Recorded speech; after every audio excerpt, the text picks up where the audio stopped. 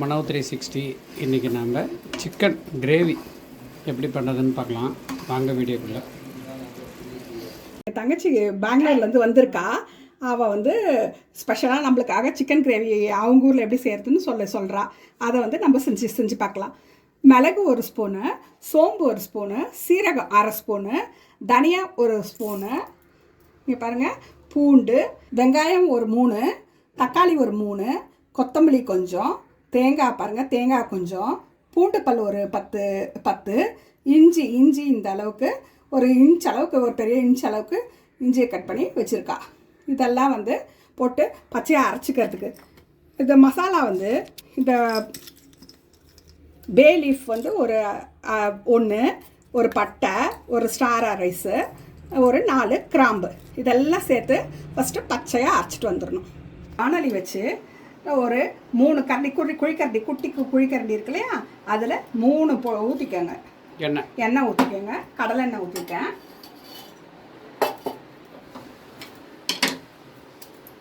பிரியாணி இலையை தாளிச்சுக்கோங்க. தாளிச்சுட்டு ஒரு 15 சின்ன வெங்காயமும் 2 பச்சை மிளகாய், கொஞ்சம் கருவேப்பிலை,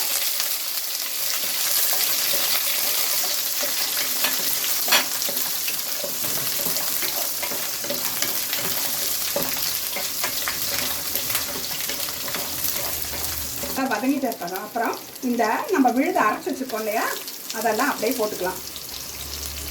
உள்ள வெங்காயம், தக்காளி எல்லாம் போட்டு, இஞ்சி, கொத்தமல்லி எல்லாம் போட்டு அரைச்சிட்டு வந்தோம் இல்லையா, அந்த விழுது ஃபுல்லாக நம்ம போட்டுக்கிறோம்.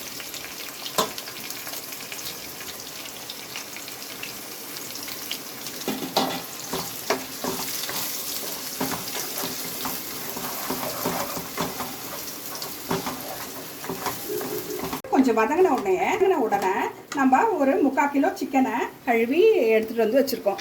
இதை வந்து நம்ம போட்டுக்கலாம். சேர்த்து ஒன்றா வதக்க போகிறோம்ல? ஆமாங்க, இதுலேயே எல்லாம் வதக்க போகிறேன்.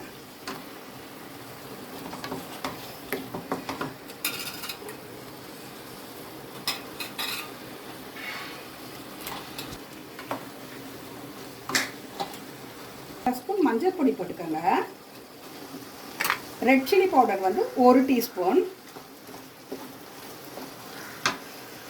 காஷ்மீர் சில்லி 1 டீஸ்பூன், சாம்பார் மிளகா அப்படி சொல்லுவேன் இல்லையா, அது வந்து ஒரு 2 டீஸ்பூன்,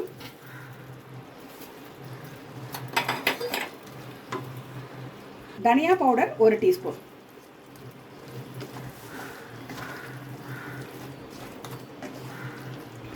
உப்பு வந்து 1.5 டேபிள் ஸ்பூன் போட்டுக்கலாம். கல்லுப்பு தானே போட்டிருக்கேன்? கல்லுப்பு போட்டிருக்கேன். சரி, இந்த அளவுக்கு இது கரெக்டாக இருக்கும். செக் பண்ணி பார்த்துக்கோங்க. உங்களுக்கு வேணா கூட போட்டுக்கலாம். அப்போ கொஞ்சம் தண்ணி விட்டுக்கோங்க. அந்த மிக்ஸி எல்லாம் தண்ணியெல்லாம் விட்டுக்கிட்டோன்னா இதில் மூடி வைக்க வேண்டியது தான். இப்போ ஒரு அளவுக்கு தண்ணி விட்டு என்ன பண்ணுங்கள், ஒரு 15 மினிட்ஸ் வேக விடுங்க. இதை மூடிடலாம். ரொம்ப ஃபாஸ்ட்டில் வைக்காத, ஒரு மீடியமில் வச்சிடணும். சூப்பராக இருந்துச்சு.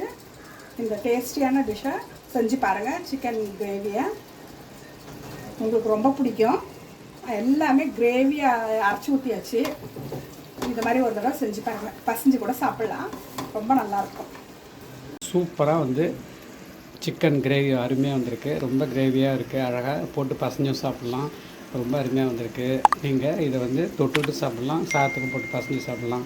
இதை செஞ்சு பார்த்துட்டு எப்படி இருக்குன்னு கமெண்ட் பண்ணுங்கள். வீடியோ பிடிச்சிருந்தா லைக் பண்ணுங்கள், ஷேர் பண்ணுங்கள். அந்த வீடியோவில் சந்திக்கலாம். பாய்.